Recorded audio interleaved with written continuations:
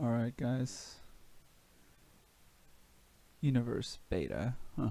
Starfall! Prologue, The Dream. Whoa, look at all these chapters. Oh my god.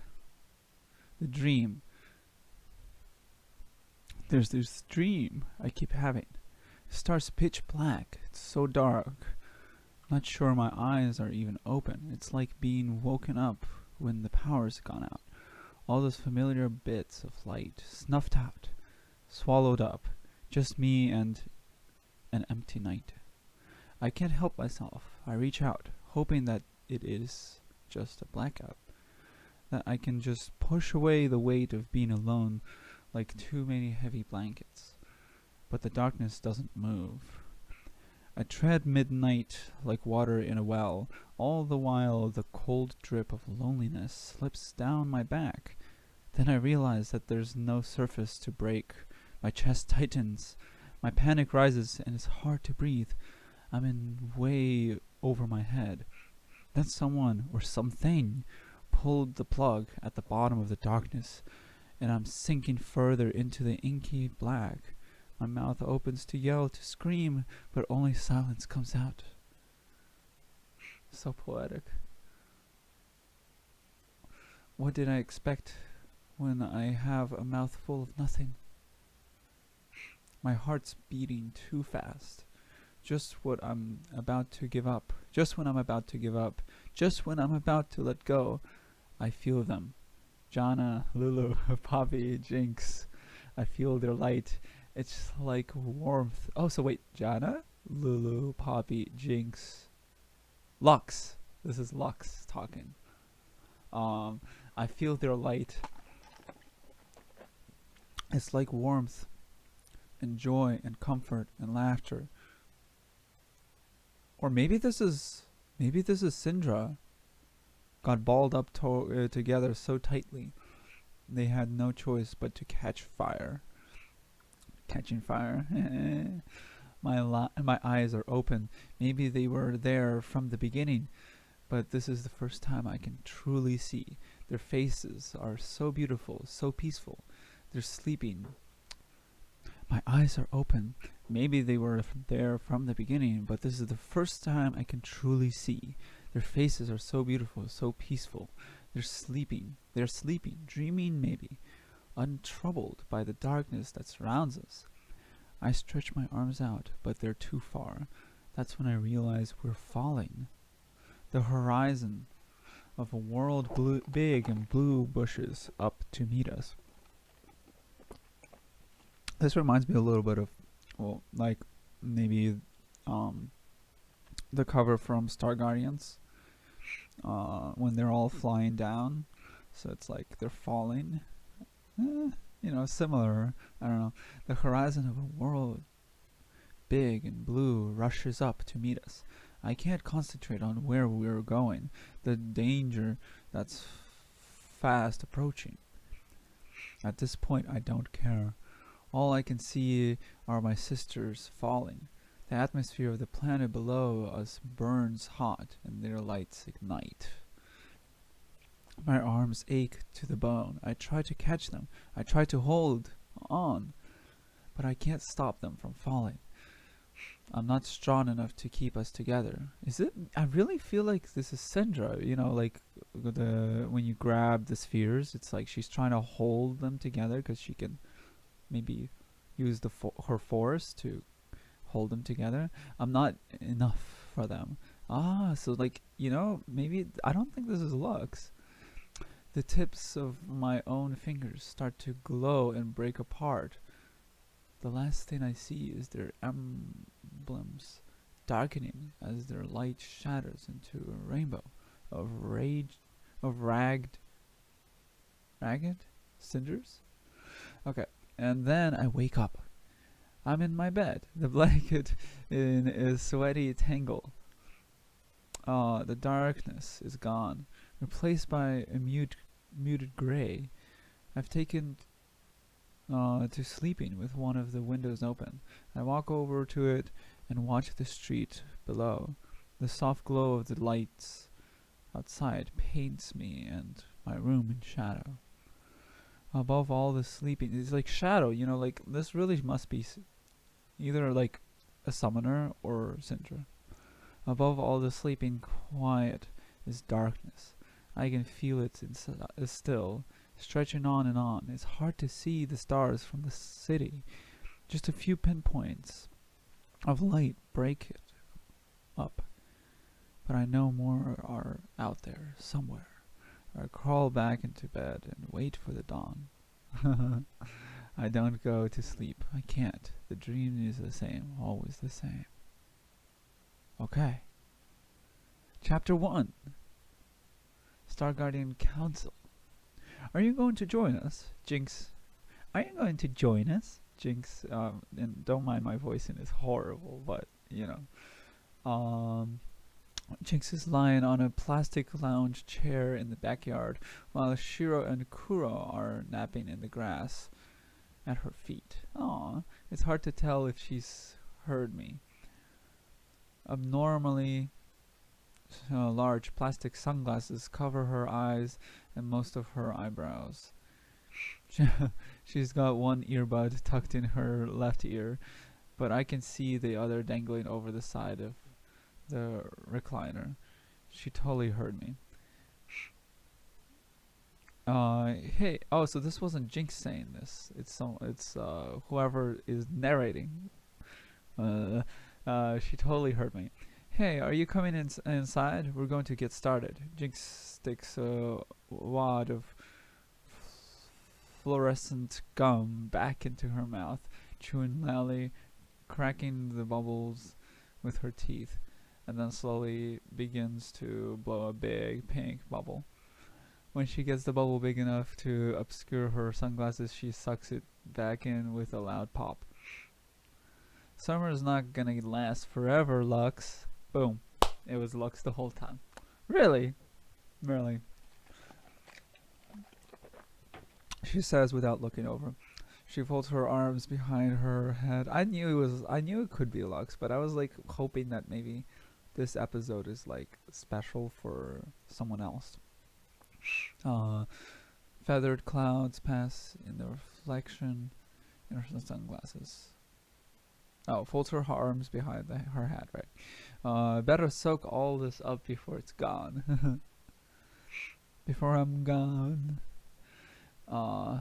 She twirls the end of one long red pigtail around the tip of her finger, challenging me to give her something worth coming inside for. You're right, I say. She loves it. Hello. She loves it when thinks she's right. Summer's almost over. I just think we should talk about things, before school starts again. Jinx purses her lips and blows a raspberry in the air. I should not have mentioned school. Definitely lost her there. Yeah. Well, I say trying a different tactic. I guess you don't want any of the popsicles Poppy brought. Jinx sits up, straddling the recliner.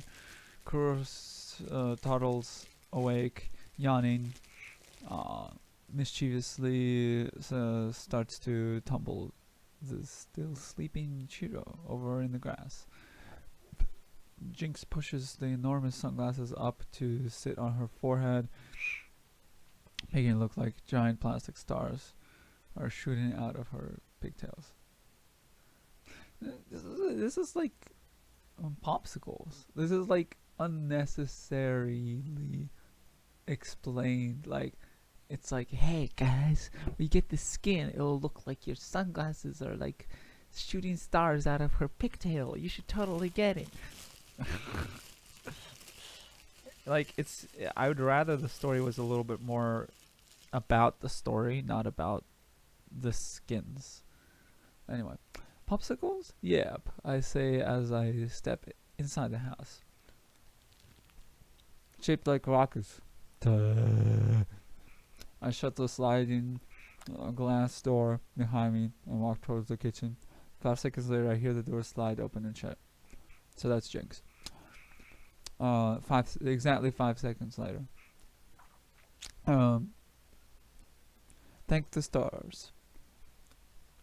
As temperamental as Jinx is, she can be awfully predictable about desserts and ammunition. Uh-huh. Oh, look at this. This is art.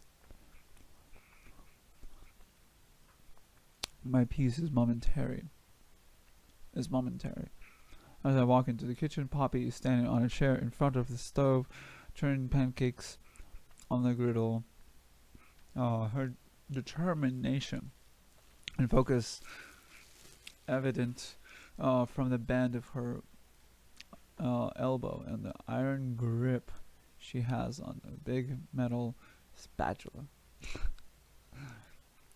There is a trail of batter and sticky syrup linking her to the refrigerator and the counter.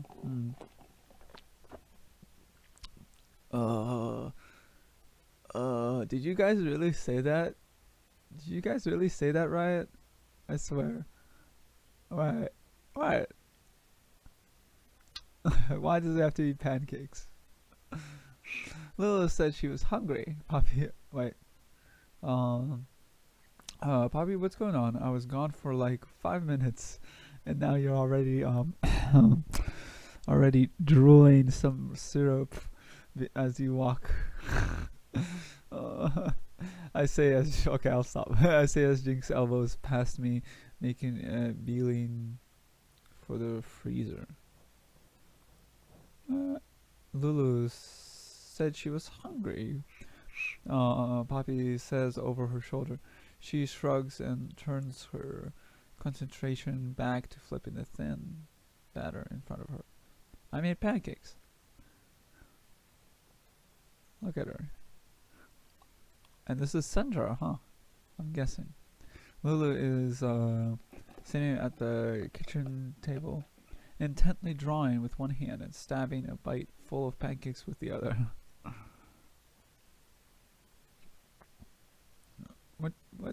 Which one's who?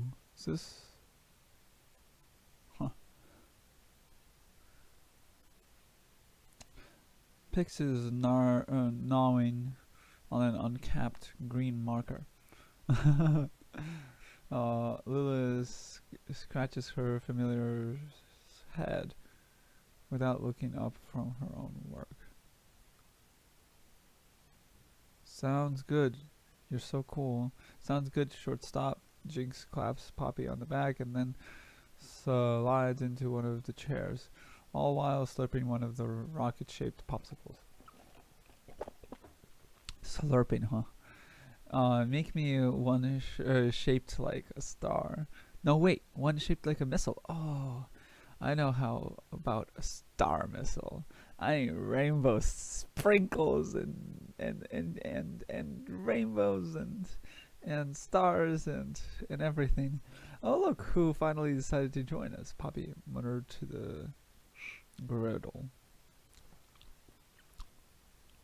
Boop boop boo. Chaos, utter chaos. This is long. I'm not used to reading this long out loud. Chaos, utter chaos. There's pancake batter on the ceiling. How are we supposed to save the universe if we can't get it together ourselves? Johanna is quietly washing the pile of dishes that Poppy's been creating. She started out with the window in front of the sink. Zephyr is sitting on the counter next to her. Oh, that's for Jana?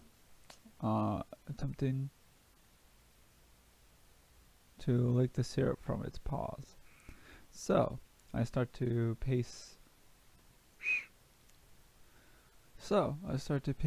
in the little bit of open space in the kitchen. I think we should talk about next year. School's about to start and, hey, what's your drawing, Loopy? Jinx leans over Lulu's shoulder, stealing a bite of her pancake with a spare fork. She doesn't want to think about the future so badly she'll even feign interest in Lulu to get out of it. I try to keep my deep sigh inaudible. This is Lulu. This is Poppy. That's what I thought. Alright. Because the hair color, of course. I start again. As I was saying, it's the Starfall. Lulu interrupts completely, unconcerned that words were coming out of my mouth. The new stars are coming. Without looking up, she pushes a paper fly across the table towards Jinx. A glob of whipped cream and sprinkles drip off Jinx's pancake piece onto the paper as Jinx gives it a once over. She smirks and leaves it on the table. I can see the flyer has more than 10 words and only one picture, so of course Jinx has totally lost interest in it. I stop my pacing behind Lulu, taking a good look at what our little artists have been drawing for the first time. It's a field with some trees around the edge. The 5 of us are standing in the field looking up at a night sky. Jenna being the tall purple one. Oh, so that was Jenna. That wasn't. I want to send her though. Where is she? I know she's here somewhere. Ghost Stories. Dream Returns. Okay, some chapters I'm looking over there. Okay, the 5 of us standing in the field looking up at night sky. Jenna being tall purple one, Poppy has her hammer, and Jinx' salon red pigtails are easy to pick out. I guess I'm the round pink one. Does my hair really stick out of the side of my head like that?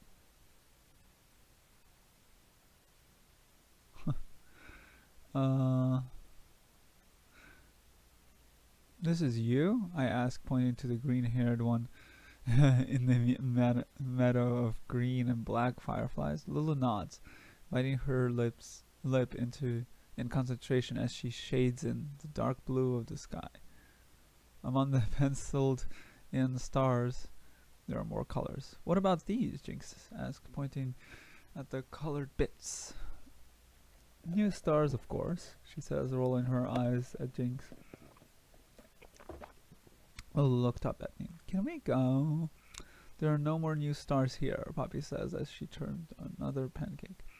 There's a loud clatter from the sink as Jenna fumbles the plate. Sorry, she stammers as she catches it. I walk over and stand next to her. Through the kitchen window, I can see the wispy clouds are gone. It's just a big, empty summer sky. In the sink, Jenna slides this sponge around the plate's outer rim in a slow, wet orbit.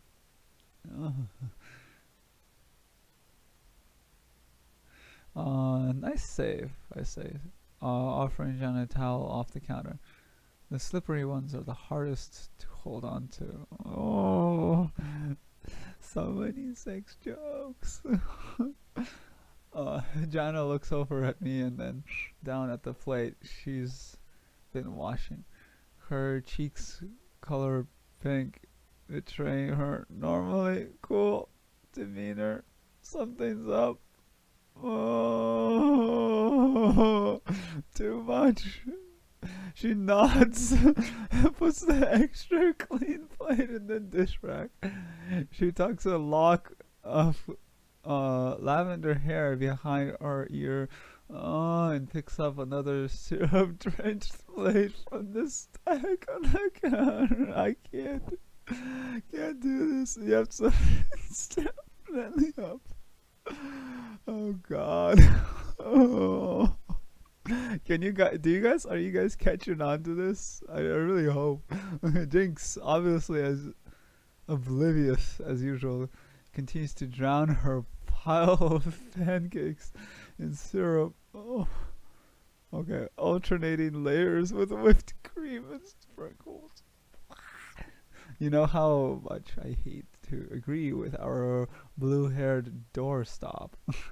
Jinx says as she crams a full fork in her mouth. But Luce, it's just us against all the big bad this part of the galaxy has to offer. I think it's over. Lulu puts down her pen and picks up the flyer, handing it to me. I take it and wipe off Jinx's melting clump of whipped cream and sprinkles with a kitchen towel, smearing a wet rainbow trail across the top of the. Oh, right? Do you think when you write? Do you think? Do you think? I think they do. Do they know that there's most people reading this are not like under 15? Do they know that? Do they know that like most people are gonna catch on? Okay, Tam Targan's Summer Starfall. Watch the summer's meteor shower, get out of the city, and get to know some new stars.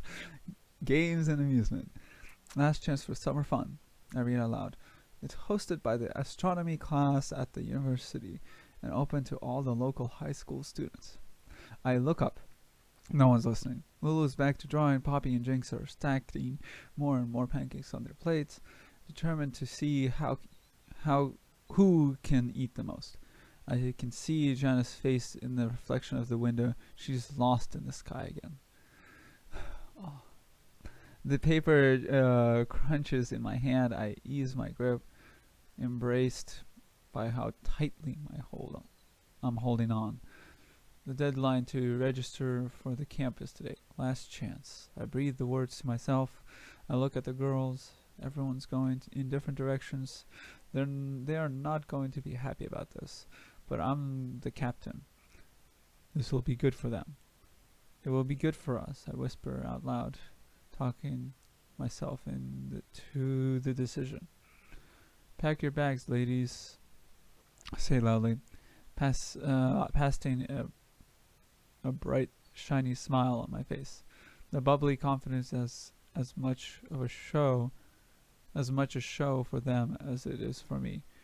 Each of them looks up, unsure of what is about to happen. I pull my phone out of my pocket and start dialing them on the flyer. We're going to welcome some new stars.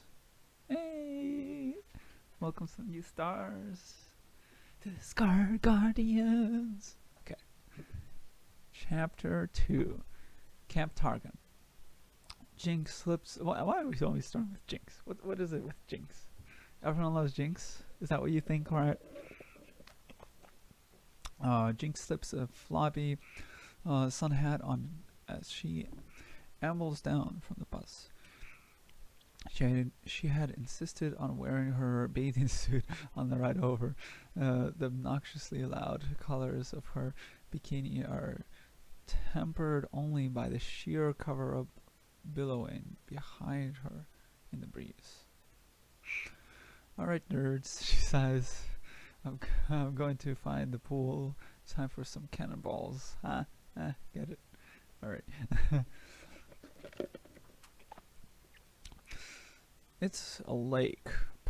Poppy corrects her while carefully watching the bus driver unload our gear onto the patch of grass. Whatever, like she says in the game, right? Short stack. Ooh, mean. Jinx grabs a tote bag, graffitied with hand-drawn stars and oversized guns from the top of the pile. As she passes Lulu, Jinx tugs on the teal butterfly bow in Lulu's hair. See you later, Loops. I look at Poppy.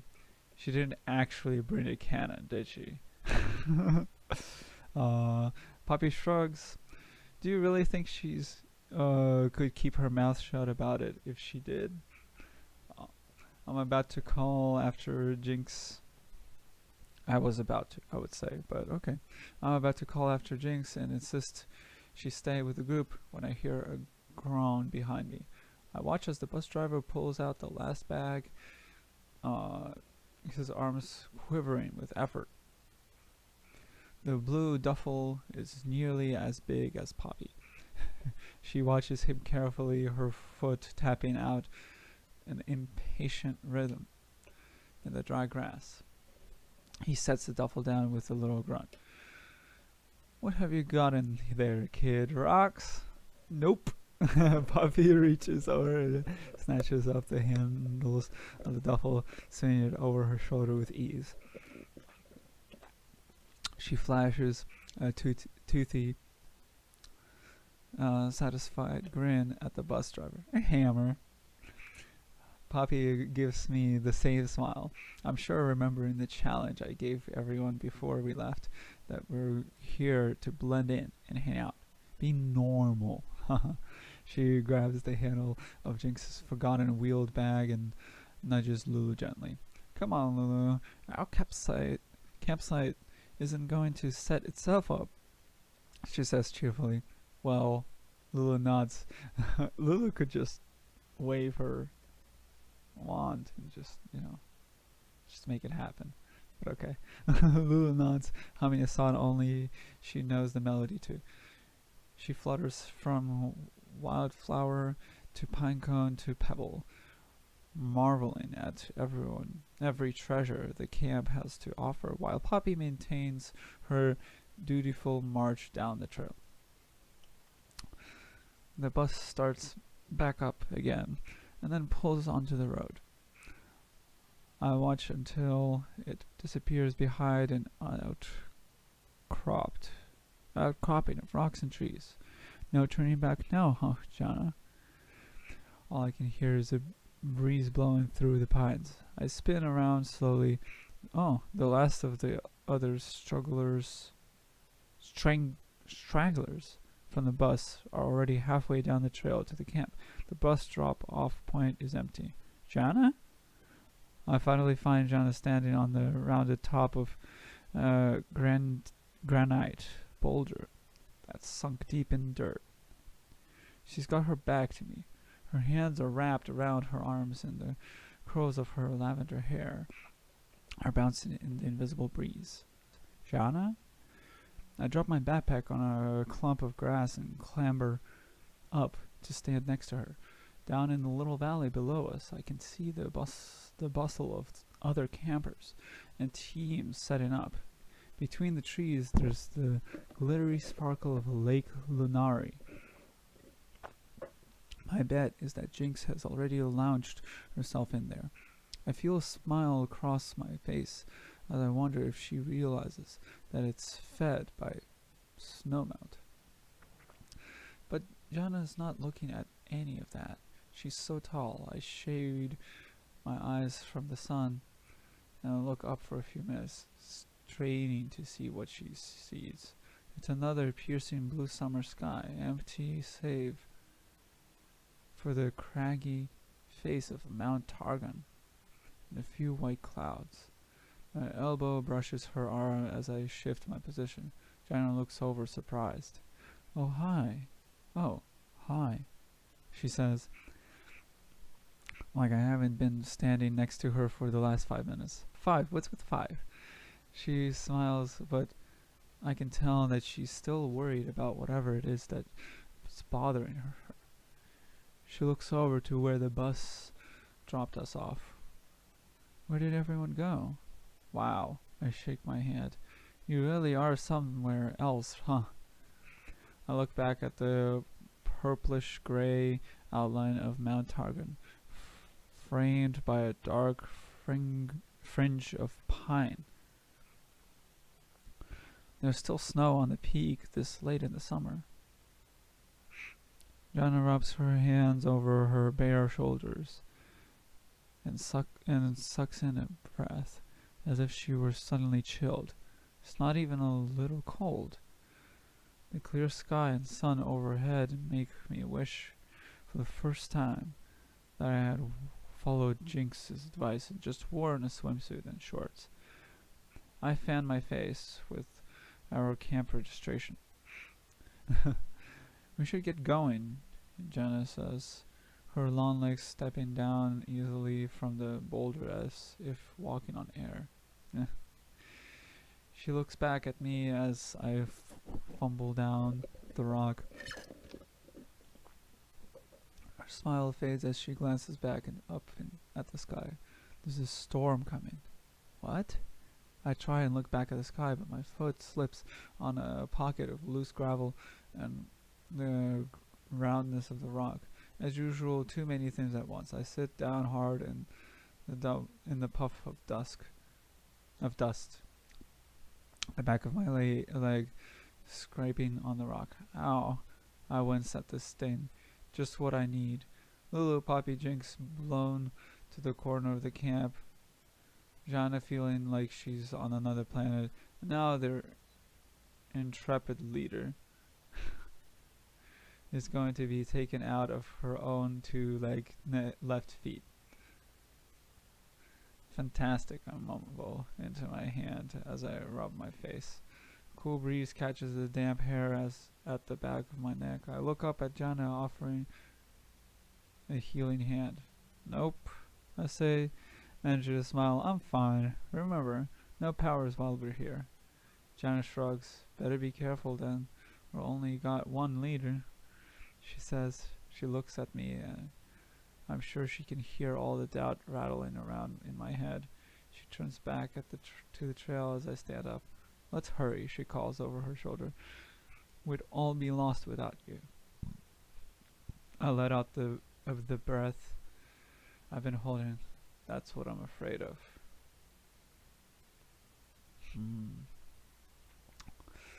The cool kids. The camp information table is draped in dark purple fabric. Rocks and big pine cones hold down stacks of different photocopied flyers. Sitting behind the table is a girl with long black hair. No, not a girl. She looks too old to be in high school and way too cool for a dusty table at a summer camp. Type in chat who you think it might be. I don't want to spoil it for myself. She must be one of the astronomy class sponsors. I hear Jana's footsteps stop behind me as I walk towards the girl. Girl code. I take this as a not so subtle cue that I'm on my own. I walk up to the table. The tall pines, late afternoon sun combine at an angle, so there is shaft of light stabbing me in the eye, no matter where I try to stand. The contrast of light and dark makes it hard to see the person behind the table. She makes no effort to move out of the shadow and instead sounds somewhat amused by my inability to find a good spot to have a conversation. Hi, I say, sticking my head in the general direction of where I think she is. Name? Not exactly the friendliest response. Also a step more to the left than I anticipated. Lux, I answer, a bit flustered. Luxana. My group is the Star Sisters, the girl interrupts. Her voice holds a strong tone of mocking disapproval. That's such a cute name. You two are the last to check in. Leaders are usually the first ones to check in. She lets out an exasperated sigh for emphasis. Sun and planet align, so I'm finally granted a sliver of shade to get a better look at our collegiate judge. On closer interception, I think I prefer the audio-only version. She's pursing her lips as if she had just eaten something gross, but still had manners enough not to spit it out. A lanyard name tag with perfectly put together letters reads Sindra. I'm sorry. I try again, trying to sound more confident. I knew I should have told everyone to stay together. I stayed to make sure all our bags made it off the bus. The others were really excited about getting to the campsite. I feel Jana's fingertips on my arms supporting me. Supporting me? I look over at Jana. Her so is this trying to like make a little point that Lux APC and Jana support is supposed to be a thing now? Is that what you're trying to tell us here? Okay. I look over at Jana. Her normally calm face is grimacing at the girl behind the table. This is Sindra. I do a double take between them before returning to the conversation. Well, we're all here now, Jana says curtly. Great, Sindra says, totally not meaning it. Space 26, some of your group is already there. There's also a loud one down by the lake. I assume she's one of yours. Jinx. Fantastic. Sindra leans over and picks out some of the colored papers. She stops and looks up when I don't immediately acknowledge Jinx as my responsibility. You might want to, deal with that, she says. Here's a map and a schedule. The best viewing for the meteor shower starts after midnight. Sindra hands me the stacks of papers, her eyes narrowing as she looks at me over for a final judgment. I'm obviously not living up to expectations. You understand that leaders are accountable for keeping their group together when it gets dark, right? Yeah, yes, I squeak. I nod dumbly, feeling like a child. I clear my throat to try and find my voice. I promise I'll keep everyone together. As if on cue, a group of four wanders in from one of the trails. It looks cool, just supernovaed in the middle of the camp. It's like cool, just supernovaed in the middle of the camp. I awake the starstruck campers behind to gather a wake of starstruck campers begin to gather in little eddies behind them. I can't blame them. I can't look away either. Now there's a team I can learn something from, Sindra says pointedly. I watch as her snark melts into a smile. Ari, she squeals. Ooh. Oh, this is the group with Ezreal, Ari, and Sindra, and the other two. Soraka and Misfortune. Right. The center star in the approaching constellation looks up. She brushes her perfectly side-swept peach veins from her eyes and smiles. A tall redhead, a quiet girl with mint-colored curls, and a kindly cute guy with blonde hair flank their all-too popular leader. Of course, the group makes their way over to us, picking up more followers like a magnet. Not only does each member exude individual awesome, they move together effortlessly. I can't help it. I'm so jealous my teeth hurt. Sindra,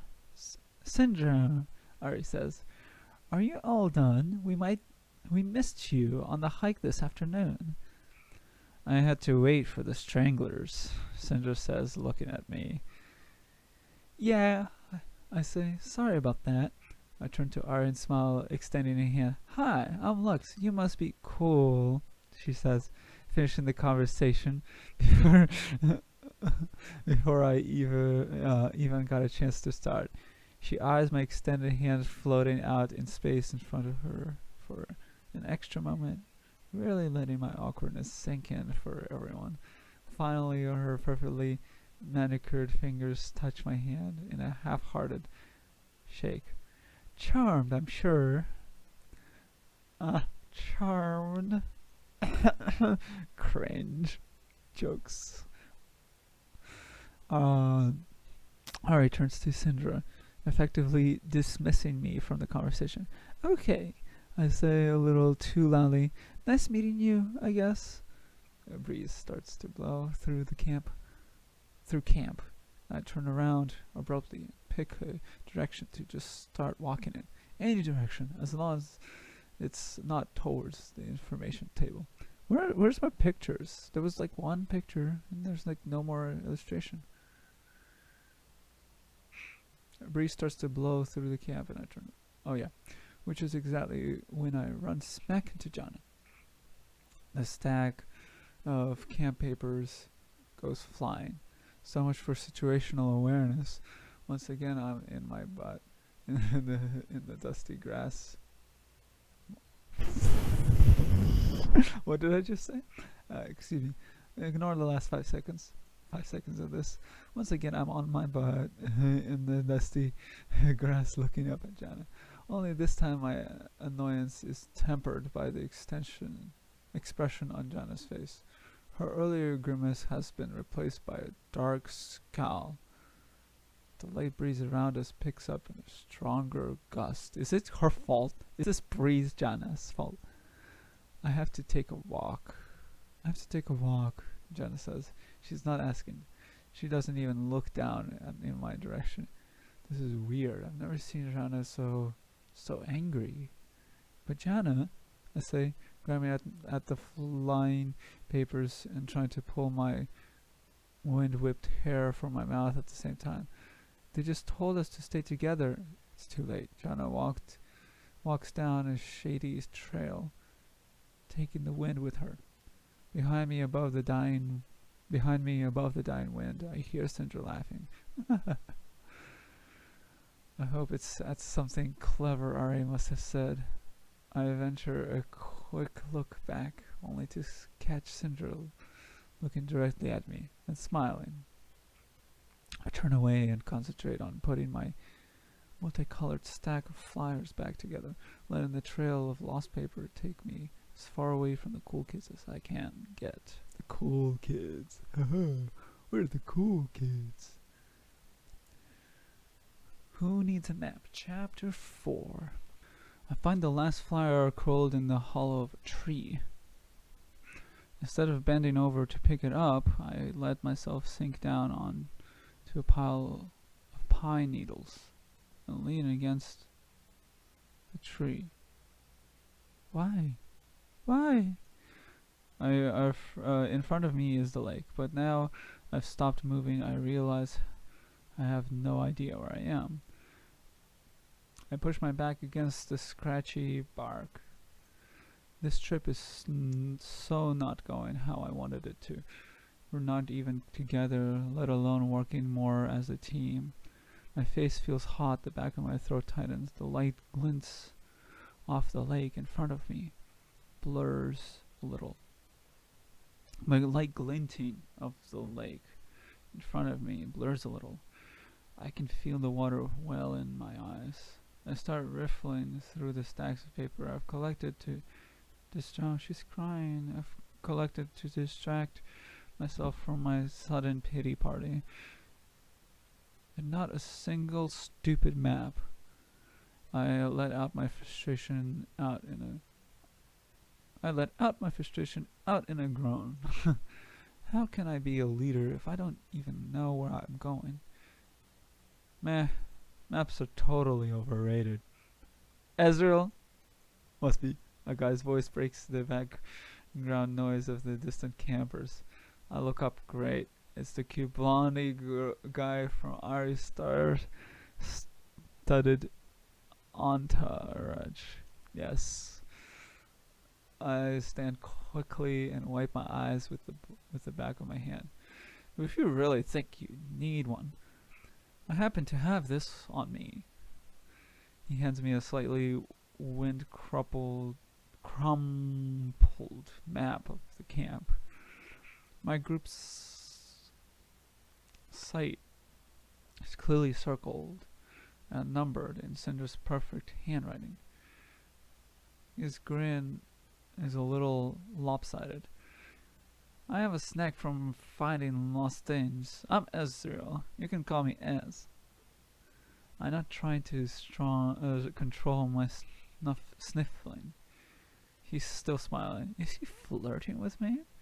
I look around. He takes a handkerchief from his pocket and hands it to me. Thanks, I murmur awkwardly. Even in the shade of the fine trees, his eyes are really blue. Maybe you can help me find my team. I gesture to the trees around us. This little corner of camp is empty except for the two of us. Oh, then she's not saying that. This little corner of camp is empty except the two of us. Seems everybody's lost but me and you. Sounds perfect. He sweeps a lock of blonde hair away from his eyes with his hand and gestures with a gentlemanly bow back to the trail. It's logs, right? Like a light? Yeah, I nod. If you only knew. My mom had a thing for desk lamps. I feel my bubbly confidence return. The one that Jinx constantly complains is so annoying. I look over and watch his cocky smile.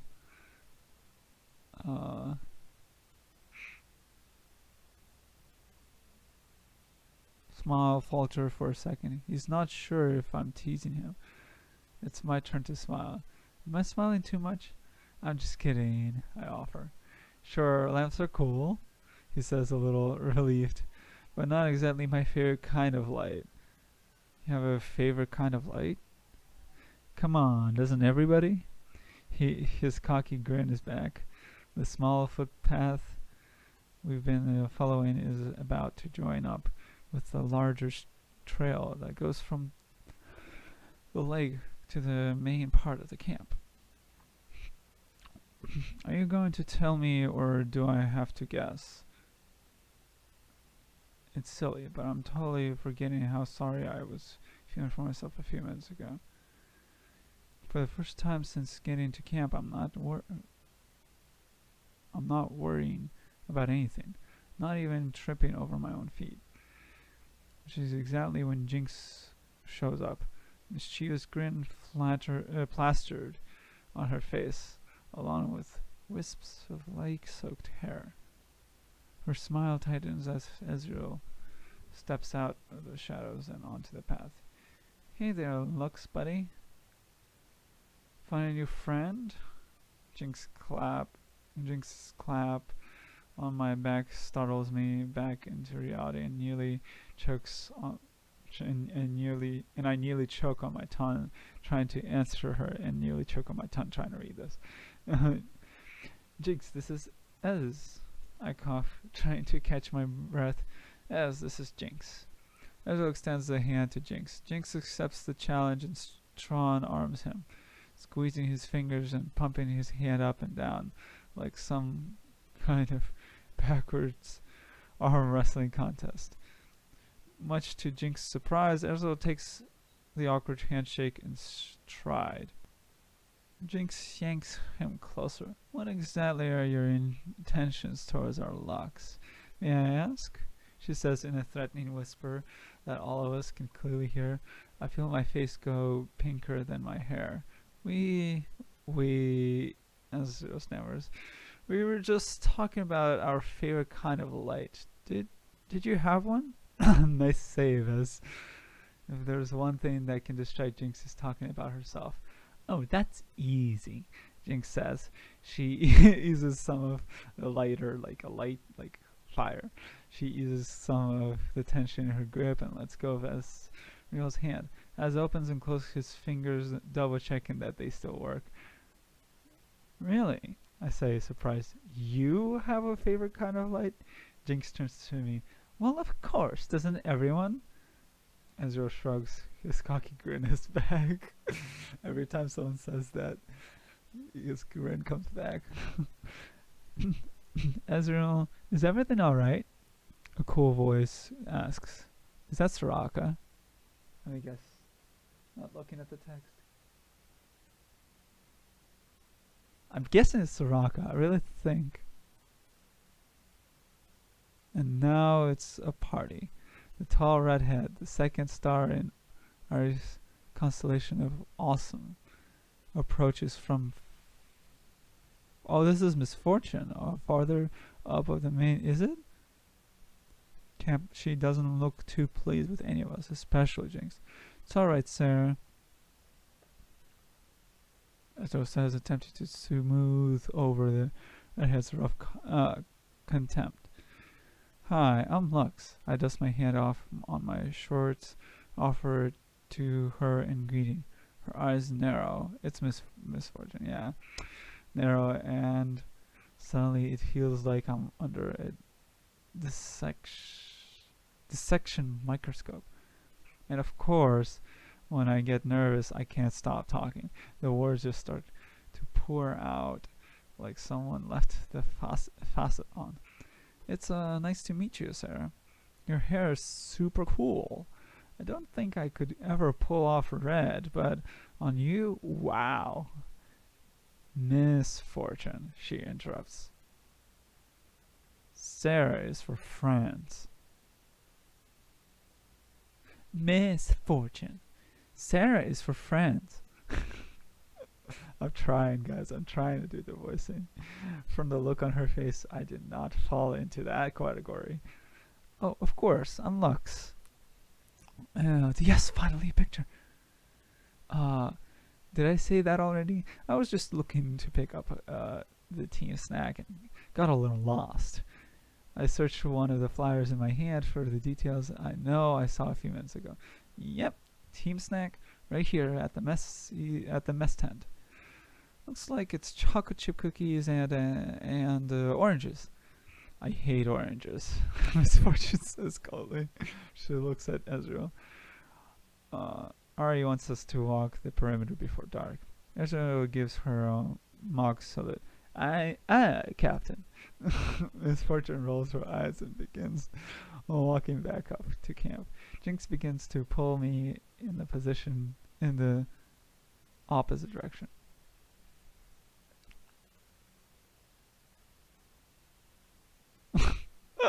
She's like leashing Ezreal. His hair highlight is so cool.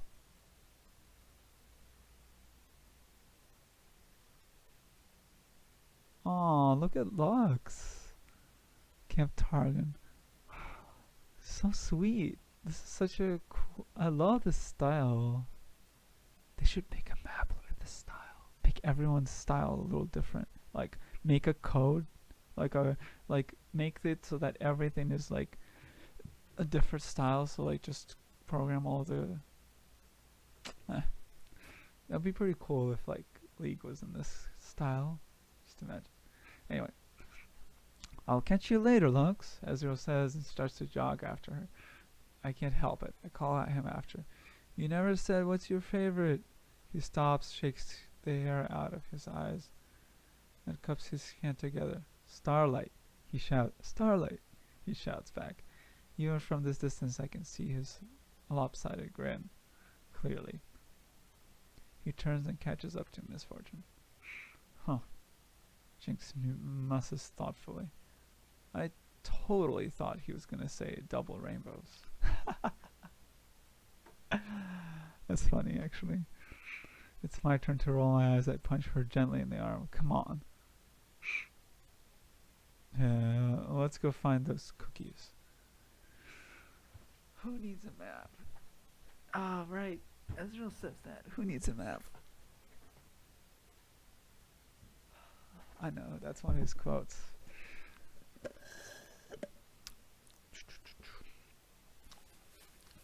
Alright. Ghost stories. It's nearly dark by the time Jinx and I make it back to camp. By the way, Poppy is going after a cord of firewood. I can tell she isn't pleased. Jinx loudly crunches through another cookie, announcing our arrival. Took you long enough, Poppy grumbles. She picks up another piece of wood to cut down the size. Oh, there you are. Lula jumps off the stumps she's sitting on and rushes me in a hug.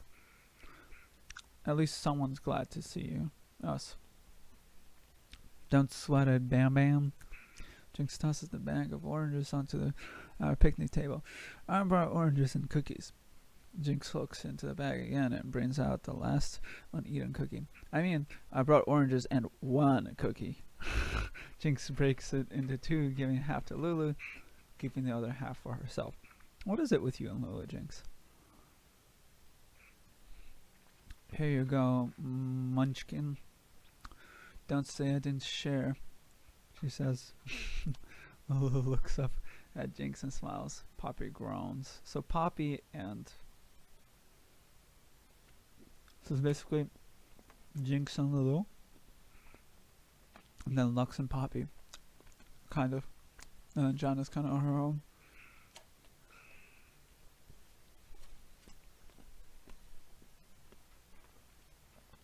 Alright, Jinx adds. But only because you're crazier than me. She gives Lulu the other half as well. Oh, so nice. And because I don't want Poppy to have any, she whispers loudly. Hey, aren't we supposed to set some stuff on fire? You mean a campfire? I say, yeah, one of those. Reaches into her star and ammo tote bag. I can hear Kuru squeaking and the distinctive click of a trigger. Uh-oh, I shake my head. No powers. Killjoy rolls her eyes. Poppy laughs between wood chops.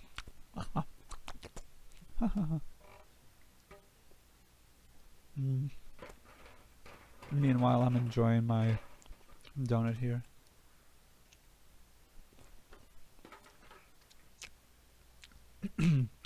Jenna bends over the campfire rain with a lit match and a bundle of dry pine needles. After a few seconds, the needles catch fire.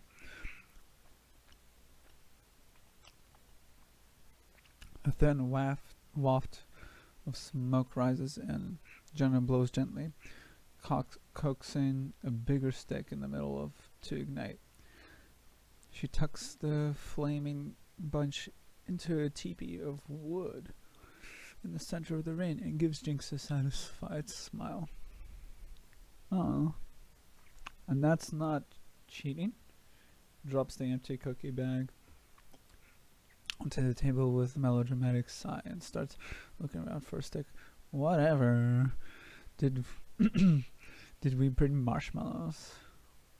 Puppy sets the neatly chopped logs in a pile next to Jenna. Aren't marshmallows all you brought? Oh yeah. Jinx snaps loudly, remembering.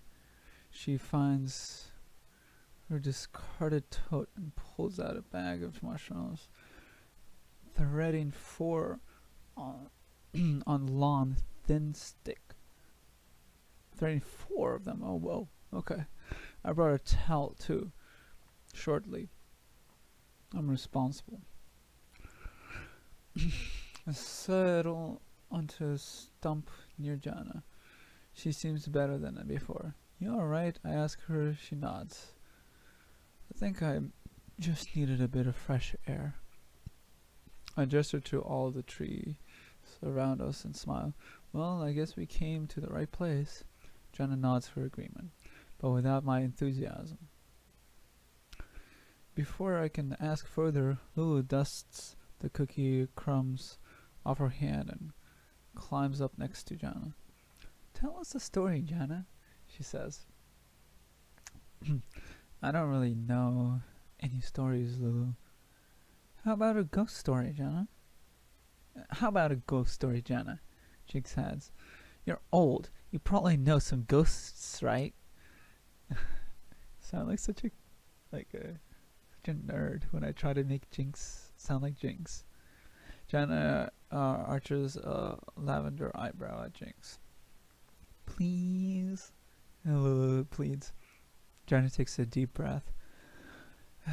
It seems no one can deny Lulu tonight. Alright, Jana begins. Once upon a time, there was a lonely light that stood against darkness. Was it the 5 star? Was it the first star? Lulu asks. Jana nods. Yes. In the beginning, the first star was all alone. After a while, it didn't want to be alone anymore. So it took all of its starlight and spread it across the night. Jana waved her hand gently across the sky, gesturing to the blanket of stars above us. And that's where we came from. That's where we came from, Lulu says proudly. You, me, the animals and the trees, even Jinx, Jana adds with a smile. Everyone carries a little bit of that light. It's very powerful stuff, and the first star knew it needed to be protected from the darkness. Is this a little bit of taste for what the new game mode is going to be about? The first star guardians that were chosen were said to be very strong and full of light. Jana's voice dropped slightly. But those that burn bright, burn quickly. Isn't that what we're here for? Poppy adds, confused. It's our duty to protect all of the 5 stars' light. Yes, Jana agrees. She looks over at me. But it's more than duty. It's our destiny. And it's our destiny to do it together. The first star knew how hard it was to be responsible for so much and do it all alone. Did anybody ever decide not to go with the flow, against the whole destiny thing? Jinx pokes her marshmallow stick at one of the burning logs, knocking off a few glowing embers. I'm surprised. I didn't think she was paying attention to anything except burning sugar. There was a star guardian once who decided she'd had enough of the cycle. She didn't want to return to starlight. She wanted to stay just who she was. You have my attention, Jinx says, turning to face Jana. It says that she first came to be in a system full of darkness, Jana continues. Did she find sisters like us? Lila asks. Oh yes, Jana says. And because her corner of the galaxy was so dark, they meant everything to her. For a time they were happy, and she was happy with them. Then one day there was a battle. A great evil came, swift and terrible. She lost her sisters in the fight, and she became very sad. That would be me. That would make me sad too. Lulu sniffs. Me too, Lulu. Jana says, hugging her.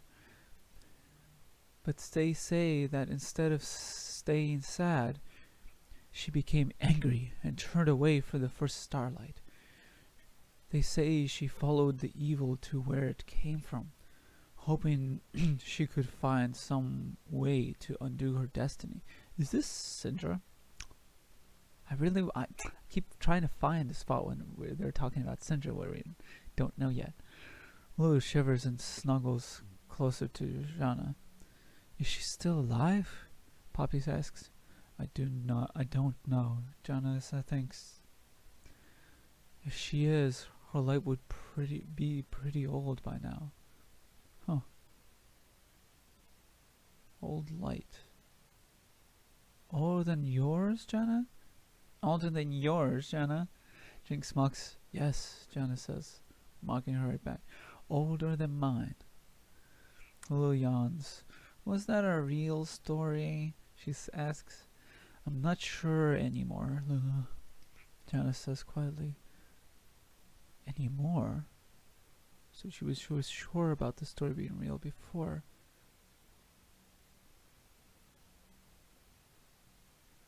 It's quiet. Maybe she thought for sure it wasn't real, and now she's not sure if it really was not real, or maybe if it is. So she's nervous about this person coming back. It's quiet. All I can hear is the crackles of the fire as the weight of the night settles over us. I decide to break the silence. Well, the meteor shower begins in about 4 hours.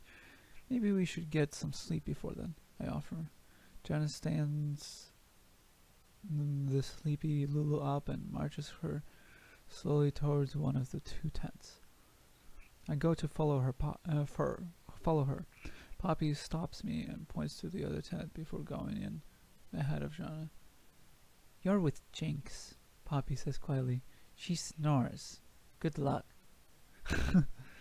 I heard that, little bits, Jinx says, stuffing another handful of marshmallows in her mouth.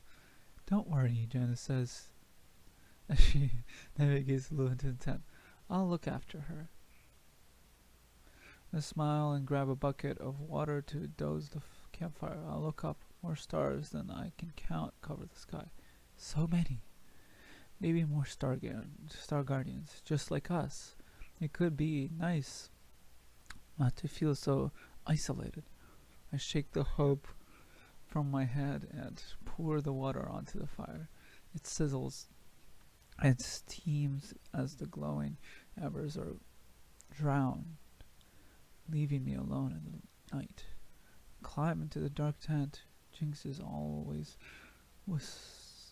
already whistle snoring. I can hear Poppy smacking her lips in the other tent. Not exactly peace and quiet, but we're together. There are 4 holes in the tent roof. Through them I can see the sky. I try to get the stars beyond our world. I don't even make it to 10 before I'm swallowed by sleep. Dreams returns. The darkness is the same, but this time the dream is terrifyingly different. Instead of just me at the bottom of the lonely well, we're all there. Lulu, Jana, Jinx, and Poppy. We're all lost in the darkness. Their calm serenity has been replaced by panic. Well, each of their muffled voices lap over each other, pleading with me to get them out. Above us and far, far away, I can see a handful of stars. Their light wavers, nearly blinking out. They call to me too, but I can't reach them. I can't move. Glowing ash rains down from above, glitters as it falls through my fingers. I recognize what it is before the muted light winks out completely. Star Guardian emblems, shattered and broken. An unseen weight hits me full in the chest, knocking the wind out of me, pushing me down further. The starlight above fades even more, moving away from me. I hear weight bounces up and down, shaking me, but my arms and legs are dead weight. I'm stuck, frozen in the darkness. The weight stops bouncing. I keep sinking. It's no use. Poppy's voice is annoying and reside at the same time. She sounds closer, but I still can't reach her. Here, let me show you how it's done, Smalls. There's a middle scraping sound and a sloth of liquid. I suck it, a huge breath as cold water splashes over me. Hey, you know what? This is reminding me. I've been thinking about the Urgot Star Guardian skin. I think there won't be a Star Guardian Urgot skin, but you know what there will be? I think there will be a Dark Star Urgot skin. That makes a lot more sense to me. I'm drowning. I am literally drowning this time. I sputter and blink my eyes open. It was just a dream. Sort of. The weight on my chest is distinctly poppy-shaped. Jinx is standing over the both of us with an empty canteen in her hand. Oh, look, our fearless leader is awake now. Was that completely necessary, you two? I wipe my eyes and try to sop up the water from my sleeping bag with a spare sweatshirt. Lulu's missing, Poppy says quickly. I'm on my feet out of the tent and pulling on my shoes. I open the flap of Lulu's tent. Her sleeping bag is empty. So is Jana's. Jana didn't even take the cane I made her, Jinx adds, true concern peeking out in her voice. What if the old lady falls and can't get up? This is worse than a dream. God, Jinx. Such dark jokes. We couldn't go find them without you, Poppy said insistently. You said it's our duty to stick together. I just wanted to dump a canteen of water on you and see what happens. Jinx says. Her tone says she doesn't care, but her face disagrees. Can we leave now? Poppy pulls at my arm. Can we leave now? Resting on top of Jonah's pillow is the picture Lulu made of all of us in the meadow. We're all looking up at the sky. It's like, take the Star Guardian loading screen and just like turn it 90 degrees. That's them all looking up at the sky. New stars, Lulu said.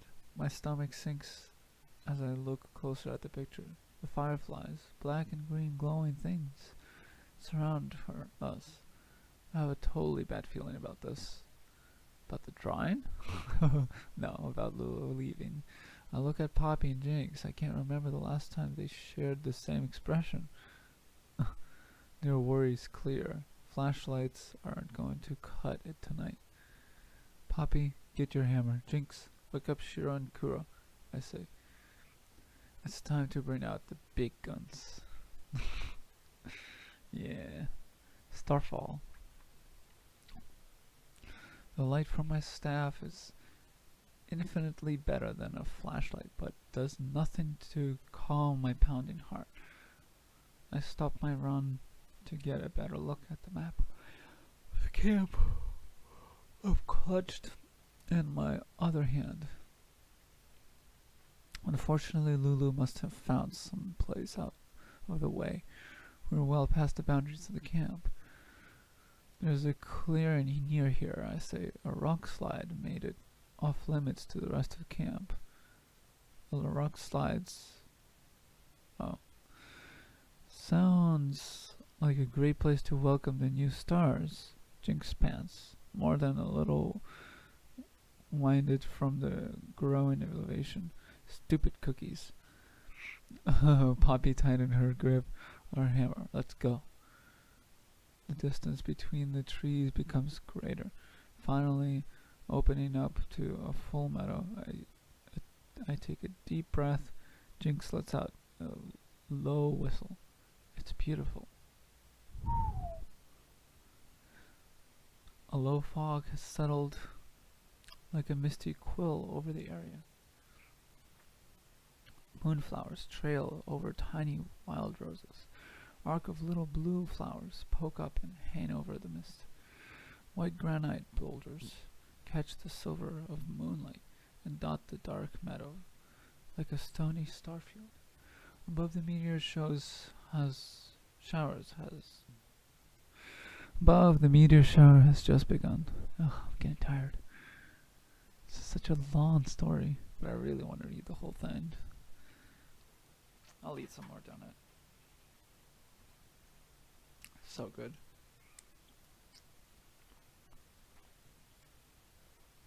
That's good. My voice is coming back. Alright. Sitting in the center of it all on a red and white checkered picnic blanket is our little green-haired Lulu. She even brought the oranges. Oh, thank the first star. She's here. The gentle breeze pushes some of the mist away as Gianna steps out from behind a tall pine next to us. She must have come up the opposite way from camp. Even she is a little out of breath. Lux! Lulu jumps up. I can't stop myself from running to her. I'm running so hard the ground shakes. Wait, no. I stop running, but the ground still shaking. Yeah, Lux, that's... Yeah, Lulu, that's, No, Lux. Yeah, Luxy. You're not gonna shake the ground like that. A greenish black glow starts to em- emanate like sickly veins beneath the mist. A vibration rumbles in time with the now pulsing glow. Lulu, I say barely. I can barely hear myself over the deep growl of the moving rock beneath us. We're not alone. New stars are coming. Lux. The innocence in Lulu's eyes has disappeared. She takes my hand. I've seen them in my dreams. Even though she's standing right next to me, her voice sounds so far away, like she's still caught in that dream. Jinx, Poppy, and Janice circle around the edge of the meadow. The earth heaves beneath my feet. Stay back! I shout. The warning comes too late. The cracks break into deep fissures. The mist ruptures, and a horde of black insects, the size of dogs, come crawling out, dripping in eerie green light. Dripping light. Huh. This world. Staff in hand, I reflect a beam of starlight to the nearest creature.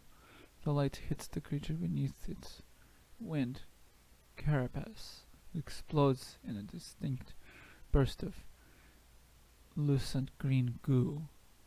By starlight, I whisper. They have wings. I shout to the others. They have wings.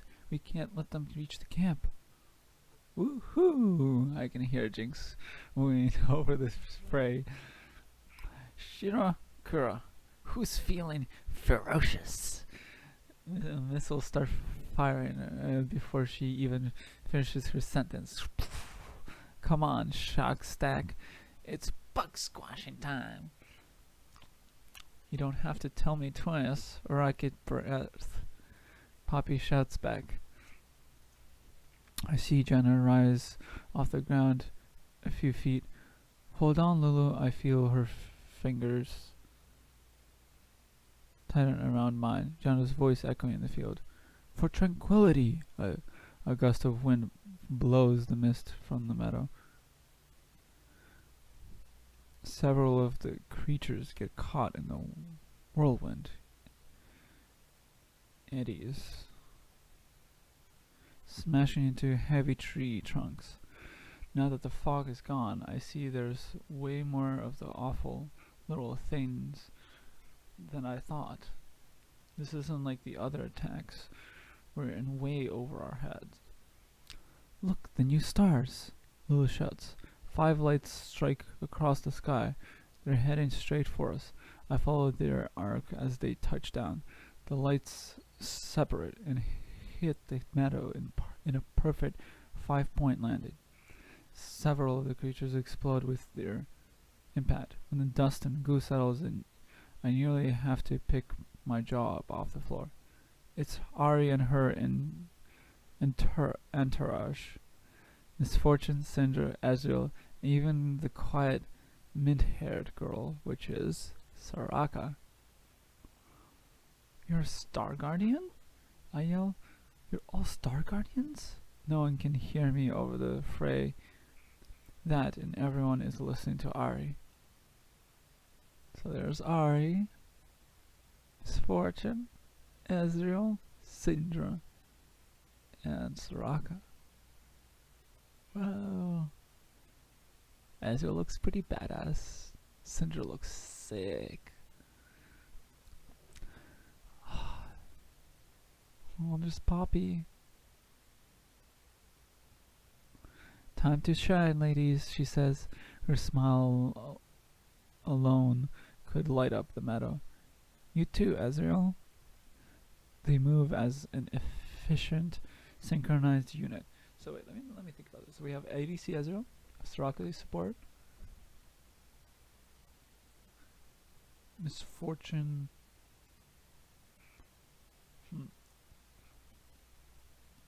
Ari mid.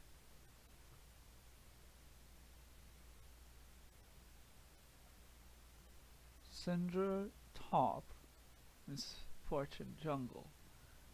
Versus Luxmid, Poppy Top, Jinx ADC, Lulu support.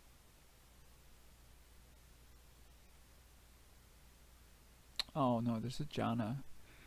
Lulu mid. Lux mid. Lulu top. Poppy jungle. ADC Jinx and Janna support. Okay. They move as an efficient and synchronized. Yeah. Misfortune raises a gleaming white pistol and fires the first shot. It blows through one creature and right through to one behind it. Double up. It's the first time I've seen her smile, and I count my lucky stars that I'm not the current object of her attention. Ari and Ezreal are blurs of light as they dash into and out of the fight. The creatures are definitely not fast enough to keep up. Ari giggles and blows a kiss towards one of the bigger monsters, seemingly even more mindless than before. It starts to walk slowly towards her and the glowing orbs she's playing with. Yeah, the W and the E. Her giggle stops cold as she lobs the orb at the creature, obliterating it in a burst of dark ooze. Syndra hints back, but only for a moment, entering the fray with 3 of her own orbs. Menuko grins on the balls. Could give Kuro and Shiro a run for their money. I really miss when Syndra was able to pick up a sphere and like a minion and like multiple minions and things like that. I really miss that. It gave her so much more power. Like now she's just like more of a single target person with utility rather than her kit of having multiple spheres being like the focus of her kit. You know what I mean? Now she can't hold on to as many spheres anymore. It's kind of a nerf, but you know. 3 of her own orbs. Maniacal grins on the balls.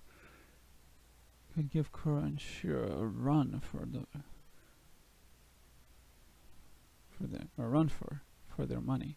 At the center, the girl with mint green hair raises a lawn staff in the air, channeling starlight from above. Yes. Looking at her, I feel my racing heart start to slow down and my breathing get easier. Ari's orb catches the last creature effortlessly, exploding it in a shower of black insect exoskeleton and bioluminescent goo. As quickly as the new team had arrived, it's over. Ari rubs the tips of her fingers together as she gathers her orbs. Obviously not pleased by the creature's residue. Syndra juggles her dark purple familiars, while her casual arrogance lifts her up above the mess. All in a night's work, eh, Soraka? Ezreal says, giving the quiet girl a wink. Thanks for the little pick me up. Soraka maintains a serene smile while nodding enthusiastically at Ez. Obviously satisfied with all the excitement, Ez smiles in my direction as he winged familiar tucks itself neatly back into his gauntlet. I thought he would say winked. Misfortune blows a trail of smoke from her twin pistols and ignores both of them. The easy moment is fleeting as the ground rumbles again. Before I can count to 2, the earth ruptures, knocking me back. I hit my head hard against a log. Ow! I try and shake off the metallic whine now stuck between my ears. I stop moving when I see the meadow itself is going all wonky, like the fabric of space and time is warping in front of me. The green glow is back and stronger than ever before.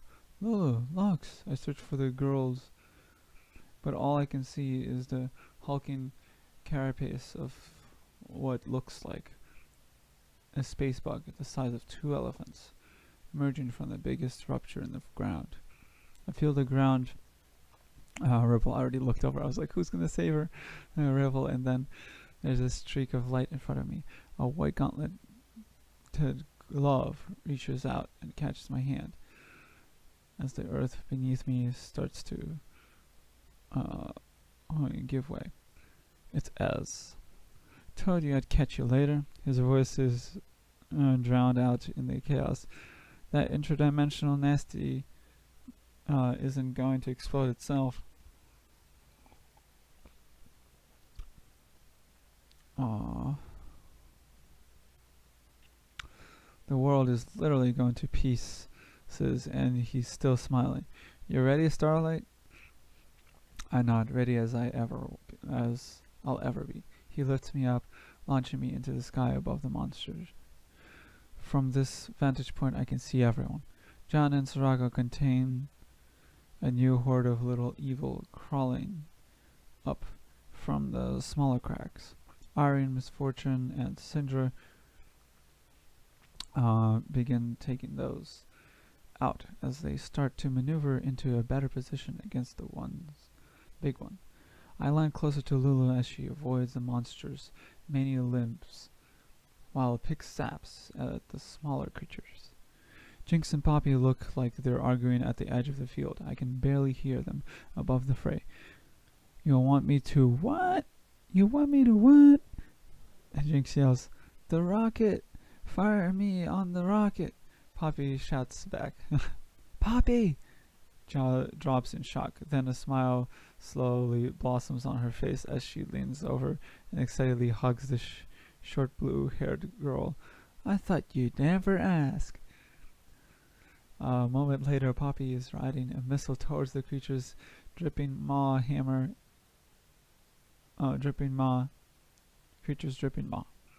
in hand. The hammer connects with a loud crack.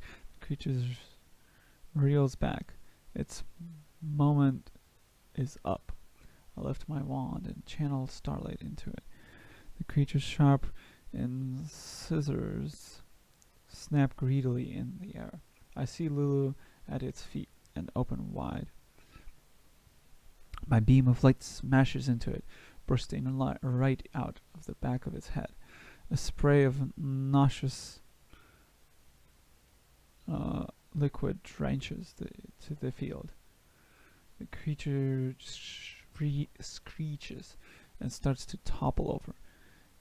Its heavy, flailing limbs reach back into its death throes. In its death throes. Oh, right where Lulu is. I look around. There isn't anyone closer. I dive in and push Lulu out of the way. Black monster pieces rain down on top of me. Then it all goes dark. Whew. The light rises. Epilogue. The first thing I can hear is canvas flapping gently. A bird chirping. My fingers are resting on a thin blanket. I crack my eyes open. Sunlight stabs me in the eye through the 4 light holes in the ceiling. I'm in my tent. What? The words get caught in my dry mouth. I try to sit up more, but think better of it as the ceiling starts to spin. Am I not dead? A too cool voice answers. Fabric at the foot of my sleeping bag pulls as someone adjusts their position. I try and squint through the dizziness. Ari tucks her perfectly peach hair behind her ear. You took quite a fall last night, she says. Event of the night starts rushing back in some kind of horribly disjointed movie. Running through the woods, the fields, the creatures, Lulu, then everything crumbling around me. It wasn't just a bad dream. I bolt up, completely regretting the sudden move. A moment later, when my brain catches up and slams into the inside of my head. Lulu, is she? I grimace a little in pain. I rub my forehead to try and shake off the headache. Everyone's fine. I sent them to get breakfast, she says. I've been told that there's a hammer with my name on it if I don't tell the stubby blue one when you've woken up. Huh? Ah, I've been told there's a hammer with my name on it if I don't tell the stubby blue one when you've woken up. So, like, she'll hammer her down. Ari picks up a canteen that's sitting next to her. She hands it to me. I'll look at her as I take a sip of the cold water. This close, I can see that we can't actually be that far apart in age. But there's something about her. More experience, more confidence. She's seen more of what the universe can throw at us. 'Cause it's Ari, she's taken souls and things like that. She's a leader, and we're meant to have. I know it. I wanted to tell you, you made the right choice, she says, risking yours to stepping in like that. It was nothing, I say, pushing away the compliment. Any one of us would have done it. It's what Star Guardians do for sisters. She laughs softly, but then a touch of darkness washes over her face. A moment later it's gone, the mask of perfection back in its place. We're not sisters, she says quietly, her voice tingled with regret. We're just strangers with memories. Oh, Ari. No. She stands up. We've sealed the incursion point. My team will be returning to the city this morning. We'll take care of everything that comes up from now on. You and your girls can stay here until you've recovered. Enjoy the summer sun. After that, stay out from underfoot.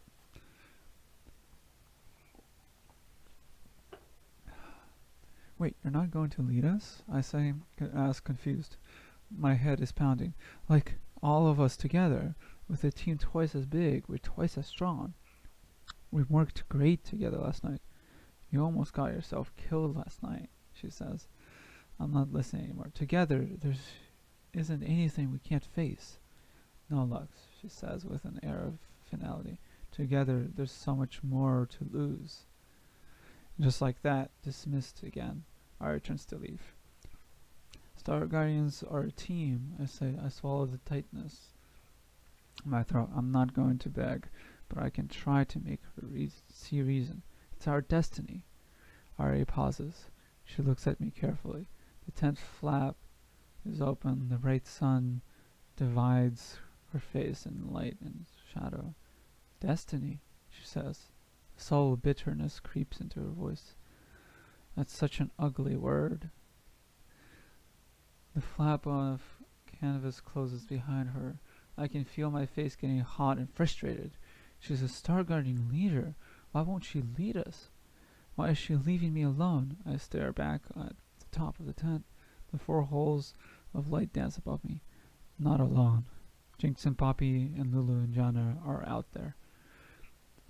They need someone. I can't just let this go if I am all you've got. I lunge to my feet and stumble towards the light outside. I don't have time to wait for the world to stop spinning. Jinx was right. Summer's not going to last forever. And that's it.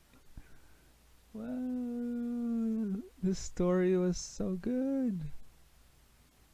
The story was actually so good. Except the part here, and that was just like there were some cheesy parts, and the pancake story was quite an episode. Oh man, that was a good story. I tried to do a little voicing. I think it was fun.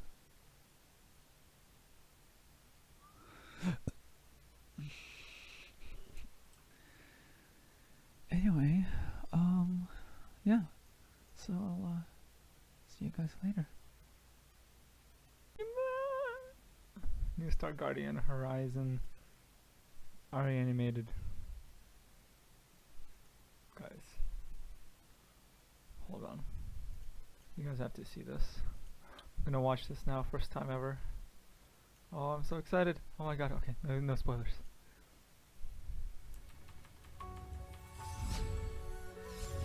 Oh, it's so pretty. Starfall. Star Guardians are destined to protect the universe. Oh, But who will protect us? Ari. Some say our endings have already been written. But I've stopped believing in fate.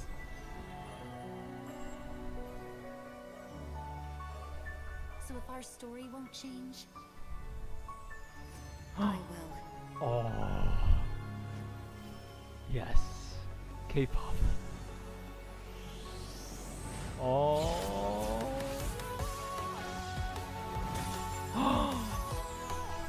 Yes. Yes.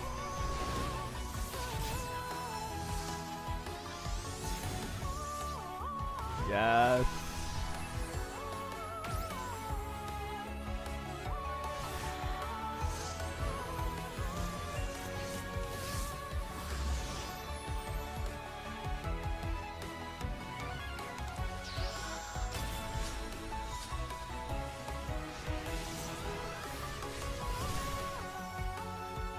Yeah.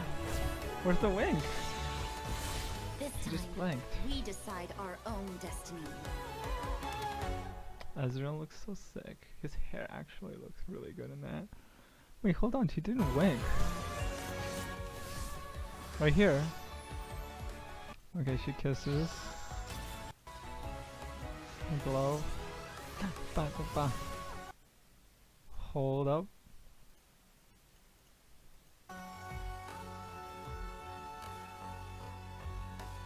She just blinks up. The fuck? Give me a wink, Ari. Ari. This time, we decide our own destiny. Misfortune with a gun. Soraka looks like. Oh. Ezreal though, look at this hair highlight. It looks absolutely sick. I love that hair highlight. And then Syndra looks very pretty. Oh, that trailer was nice. I liked it a lot.